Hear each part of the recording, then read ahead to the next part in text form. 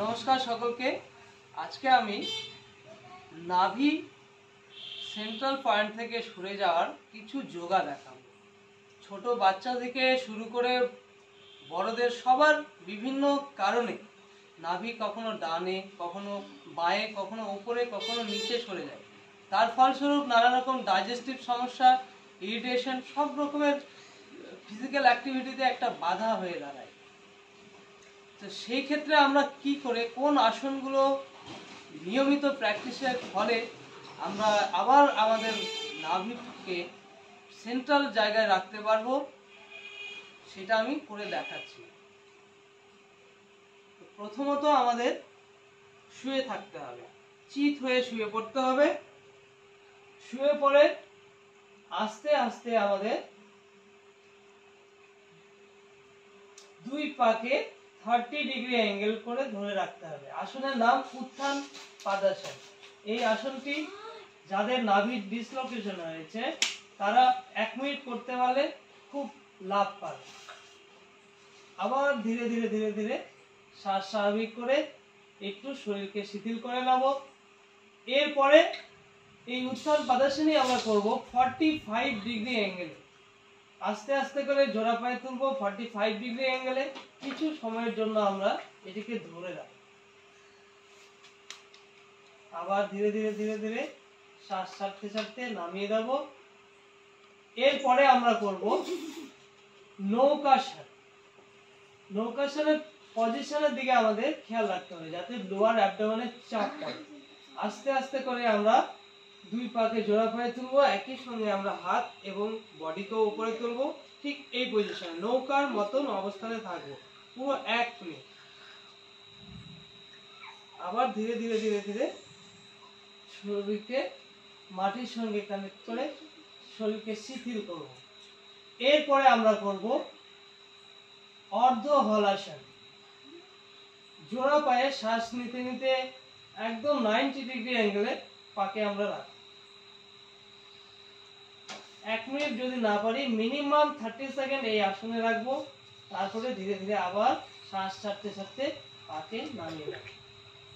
কোনো প্রকারের কোনো আওয়াজ হবে না, নিজের সাধ্যমতোই করার চেষ্টা করব। যাদের বেশি নাভি সরে গেছে তাদের একটু প্রথম অসুবিধা হবে, কিন্তু নিয়মিত অভ্যেস করলে এটি আবার স্বাভাবিক হয়ে যাবে। এরপরে আমরা করব পাদাঙ্গ নাসা স্পর্শাসন। প্রথম আমরা 1 পায়ে এটির অভ্যেস করব। 1 পায়ে করে অভ্যেস হয়ে গেলে দুই পাকে একসঙ্গে নিয়ে করব।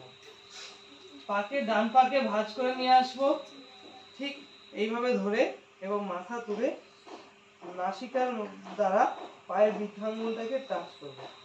ঠিক এই পজিশনে আমরা 1 মিনিট এবং যদি না পারি কমপক্ষে 30 সেকেন্ড ধরে রাখবো। আবার শ্বাস ছেড়ে দেব, মাথা নামিয়ে নেব, পাকে সোজা করে দেব। একইভাবে আমরা এই আসন বাঁ পায়েও করব।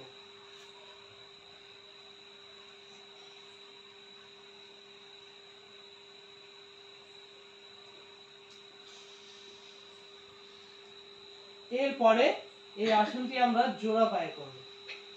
দুই পাকে এইভাবে ধরে নেব এবং দুই পায়ের বুড়ো আঙ্গুল আমরা নাকের অগ্রভাগে রাখব। আস্তে আস্তে শ্বাস স্বাভাবিক করে পাকে আবার আমরা মাটিতে নামিয়ে দেব। এরপরে আমরা করব পবন মুক্তাসন। দুই পাকে ভাঁজ করে নিয়ে আসবো, দুই হাত দিয়ে এইভাবে লক করে ধরবো, এবং যদি ঘাড় ব্যথা বা কোমর ব্যথা না থাকে তাহলে পরে আমরা মাথাকে তুলে দুই হাঁটুর মাঝখানে রাখবো।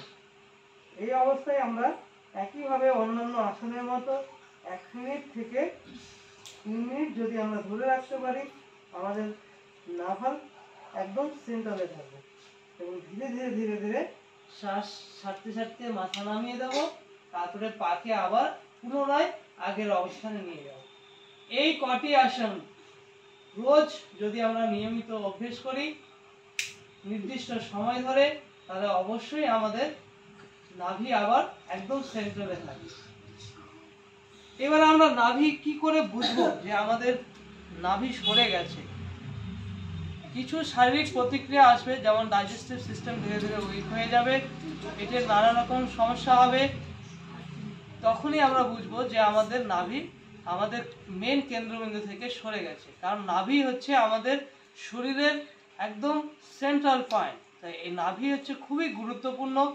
নাভির যত্ন নেব কিভাবে আমরা, যদি পারি আমরা রোজ রাতে শোবার সময় দেশি গরুর দুধের তৈরি ঘি আমরা নাভির একদম পয়েন্টে দিয়ে মালিশ করব।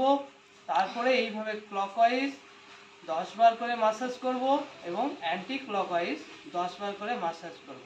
এবার তাছাড়া আমরা চেক করতে পারবো হাত দেখে এবং পা দেখেও আমরা চেক করতে পারবো যে নাভি সরে গেছে কিনা। Do you think much? Come here. Sit down. দুই হাতকে এরকম করো। এটা একটু কাছে করে দেখাবেন। এই যে দেখছেন আপনারা এই ছোট্ট বাচ্চাটির হাত, এই মাঝখানে হৃদয় রেখা আছে। এই হৃদয় রেখা দুটি হাতের একদম যখন আমরা পাশাপাশি রেখে জয়েন্ট রাখবো তখন দেখবো কনিষ্ঠ আঙ্গুলের বাকি যে রেখাগুলো পরপর একদম একই লাইনে থাকবে। এটি দেখে আমরা বুঝতে পারবো যে আমাদের নাভি একদম মিডিল পজিশনে আছে, কোনো অসুবিধা নেই। এবার যাদের অসুবিধা নেই তারা এই আসনগুলোকে তারাও নিয়মিত করবে, তাহলে পরে তাদের সরবে না। এবং যাদের আছে তারা তো অবশ্যই এটা খুবই গুরুত্বপূর্ণ সহকারে 2 বেলা করতে পারে, তবে একটু খালি পেটে করতে হবে। এছাড়াও আমরা পা দেখেও বুঝতে পারি। দিয়ে তুমি এখানে শুয়ে পড়ো।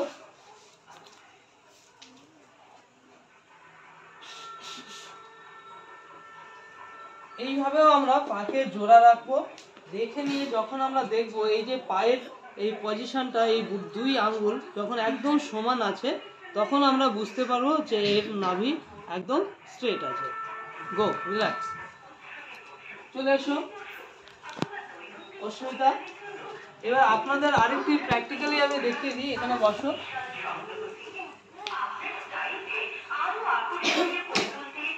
একটু কাছে দেখাবেন। এই মেয়েটির হাতটা দেখাচ্ছি আপনাদের। এরও হৃদয় রেখা একদম কাছাকাছি রেখেছি, কিন্তু ভালো করে দেখুন এই রেখাটি এবং এই রেখাটি একদম লাইনে নেই, অনেকটা এটা ডাউনে আছে। তাতে আমরা বুঝবো যে এর নাভির অনেকটাই সরে গেছে। এছাড়াও আমরা এর পায়ের দিকেও দেখাচ্ছি আপনাদের। শুয়ে পড়ো।